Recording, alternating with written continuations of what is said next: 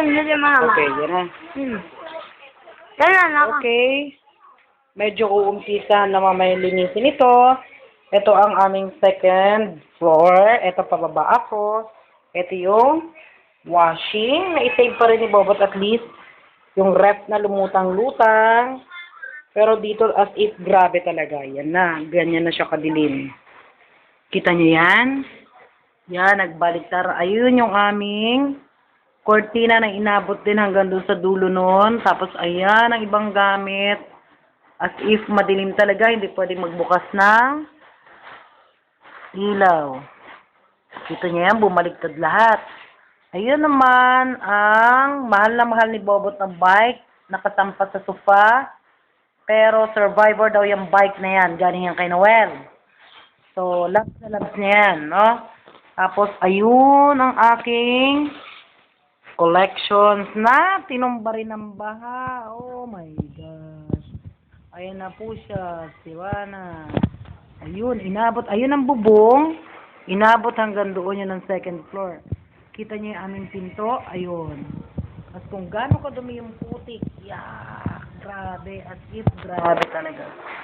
Pero ang pasalamat natin and thankful kami dahil wala naman pong buhay na nabawas, no? Pero ibig sabihin, talagang ganito kalala ang inabot ng baha dito sa Pilipinas ngayon. Halos po lahat. Ayan, yung aming madilim kasi wala ilaw. Ayun yung aming lababo. Pero ganyan kadumi ang sahig. As if talagang disastrous talaga. Ayan, yan. Yun. Ang barbell ni Bobot, ayun na siya. Pero hindi talaga makita. Ganyan po kahirap ngayon ang sitwasyon dito. Eto na kami kung gaano kadumi ngayon. Yeah. Kita mo yan. Yung sahig na yan. Yeah. Yan ang aming kailangan linisin ngayon. Ganyan grabe yung mga dinamage niya. Lahat itinumba. Lahat dinumihan. Pero thank God at may na-save pa naman po. At importante, of course, buhay kaming lahat. Yan. Ganito ang sitwasyon ngayon sa aming bagong townhouse. Hindi na siya townhouse. Ghost house. Ayan. Ito na ang aking mga wow, talaga naman. Hindi siya pwedeng galawin kaagad kasi maraming masisira. Ito na. So, ayan ang sahig. Wala pa naglilinis sa amin. Ito, ganyan yung labas. Pero yun, may ilaw naman pala. Ayan ang aking mga kapitbahay. Naglilinis na. And to think, ito ang aming labas. Oh my gosh, ang dumi. Ayun, may ilaw naman pala. Ito na po itsura ng aming house. Grabe. Ayan, ganyan po naging kamiserable ang aming house sa baha. Ayun, nakaakyat hanggang doon. Ganyan po kagrabe. At least, meron pang naiwan na magagamit.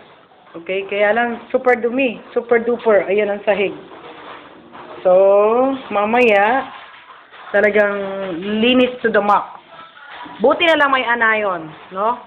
Pamatay ng mga bakterya pag kinapitan kami ng. Pero naman, huwag naman sana kami leptospirosis. Ayan. Ayan ang makina ni nanay. Ayan ang dalawang high speed, no? Kaya lang binaha din siya. So, ganyan po. Nagbaliktaran lahat ang aming gamit. Yun, kung gaano kataas yung kurtina, yun din ang baha. Ayan ang aming second floor. Okay. Ito yung bike na mahal ni Bobot. That's it. So, ayun, lahat ng kapitbahay, busy. And kami rin ay maglinis na. Okay. Andre, dahan-dahan ka dyan. Yan na po siya. So, ito yung talagang nangyari ngayon dito. So, pasalamat kami.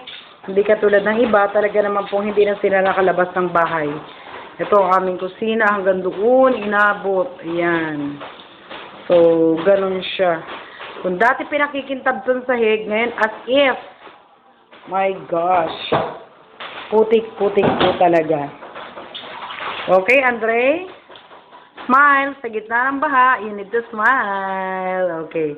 Thank God, buhay pa ako. Sabi mo. Okay, yan po ang aming sitwasyon ngayon dito sa Malabon. Ayan. Okay. Time to make linis. And mamaya after the linis, more anayon. Okay.